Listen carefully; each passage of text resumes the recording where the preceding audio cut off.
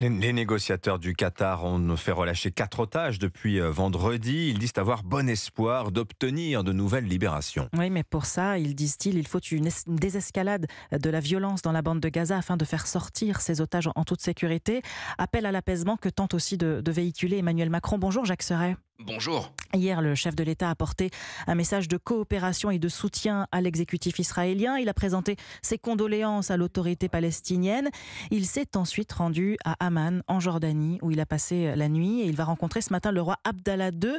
Pourquoi cette étape jordanienne, Jacques ?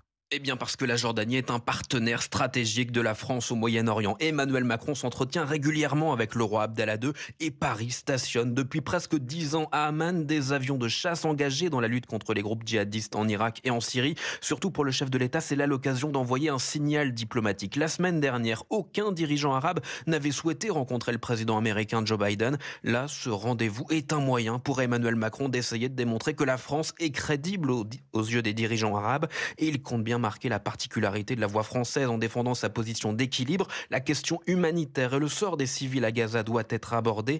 Un discours qu'il va également répéter en Égypte, car plus tard dans la journée, le locataire de l'Élysée doit rencontrer le président Al-Sisi, alors que le Caire est perçu comme un acteur majeur de cette crise, notamment dans la négociation pour la libération d'otages. Et Jacques, on se souvient qu'aux premières heures du conflit, Benyamin Netanyahou avait dit « Le Hamas, c'est Daesh ». Alors hier, Emmanuel Macron a justement proposé à l'État hébreu une coalition internationale pour lutter contre le terrorisme comme celle qui existe contre Daesh. Alors est-ce que le président s'est mis dans la roue des Israéliens ? Est-ce que cette proposition française est réaliste ?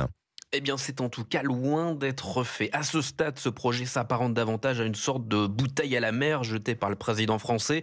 L'idée, selon l'entourage d'Emmanuel Macron, est de s'inspirer de l'expérience de la coalition contre l'État islamique. Pour rappel, ce sont aujourd'hui 80 pays et 5 organisations internationales qui sont engagées aux côtés des Américains depuis 2014 en zone irako-syrienne.